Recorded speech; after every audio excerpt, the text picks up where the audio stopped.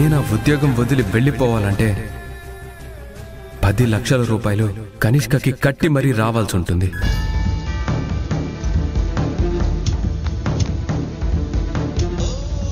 మా నాన్న బలవంతం వల్ల నేను ఇంట్లో ఉంటున్నాను, కానీ లేదంటే నా కుటుంబాన్ని తీసుకొని నీకు దూరంగా ఎప్పుడో వెళ్ళిపోయేవాణ్ణి. కాలం మాకు ఎందుకు ఇన్ని రకాల పరీక్షలు పెడుతోంది? ఎందుకు ఇంకా అడుగడుక్కి తొక్కేయాలని చూస్తోంది?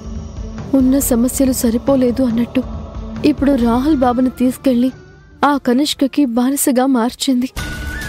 ఆ కనిష్క దగ్గర బానిస బ్రతుకు నుంచి రాహుల్ బాబు బయటపడాలి అంటే ఇప్పుడు 10 లక్షలు కావాలి. కానీ ఇప్పుడంత డబ్బు ఎక్కడి నుంచి తీసుకురావాలి? బ్రతుకే బరువు అయిపోయింది. అలాంటి సమయంలో 10 లక్షల భారం మళ్లీ భుజాల మీద ఎలా వేసుకోవాలి? ఏదేమైనా కనిష్క నుంచి రాహుల్ బాబుకి విముక్తి కలిగించాలి.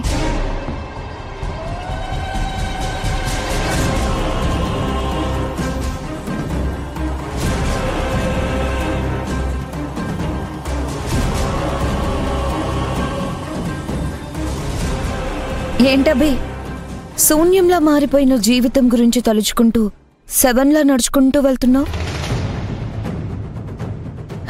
ఎలా బ్రతకాలో అర్థం కావడం లేదా?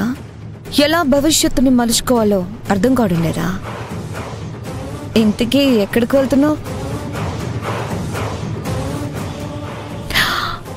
ఓ, రెస్టారెంట్కి వెళ్తున్నావా?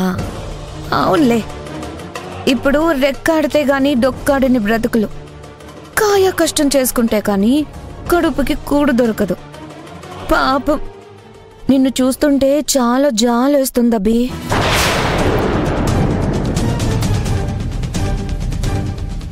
నువ్వు మరీ అంత జాలి పడే పరిస్థితిలో నేను లేను కనిష్క. అయ్యో అభి, కాలినడకన వెళ్తూనే కార్లో వెళ్తున్నానని భ్రమపడుతున్నావా ఏంటి? కూలి పని చేస్తూనే కాస్ట్లీ భవనాల్లో నిద్రపోతున్నట్టు కలలు కంటున్నావా ఏంటి? పోనీలే, కలలే కదా కను. ఎందుకంటే అవి ఎప్పటికీ నిజాలు కావు కాబట్టి. నువ్వు ఈ రోజు ఎంత ఎగతాళి చేసినా ఏదో రోజు కథ మారుతుంది. స్థానాలు మారుతాయి. అప్పుడు నీ స్థానంలో మేముండొచ్చు, మా స్థానంలో నువ్వుండొచ్చు.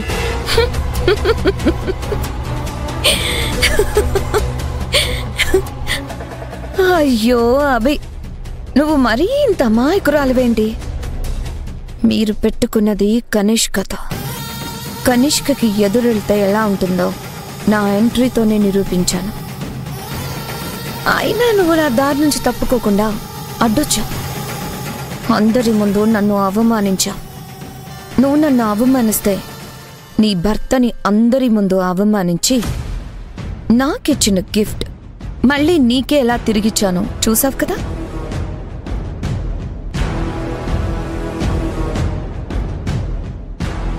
ఇప్పటికైనా గుర్తుపెట్టుకో, నా దారి కడ్డు రావాలని కానీ నన్ను వేలెత్తి ప్రశ్నించాలని కానీ చూస్తే మీ బ్రతుకులు ఇంకా పాతాళానికి పడిపోతాయి. Mind it.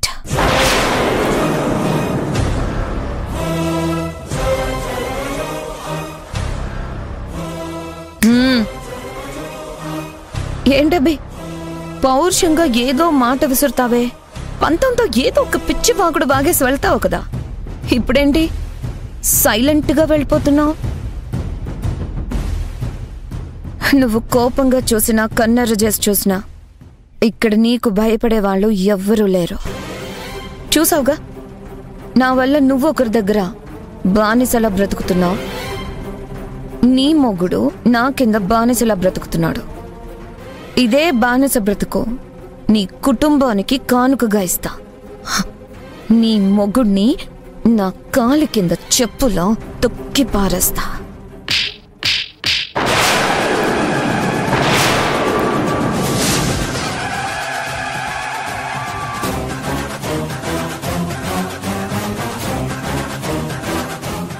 చూడు కనిష్క, నువ్వు నన్ను ఏమన్నా భరిస్తాను, కానీ నా కుటుంబం జోలికొచ్చినా, ముఖ్యంగా నా భర్త జోలికొచ్చినా నేను నిన్ను అస్సలు వదిలిపెట్టను.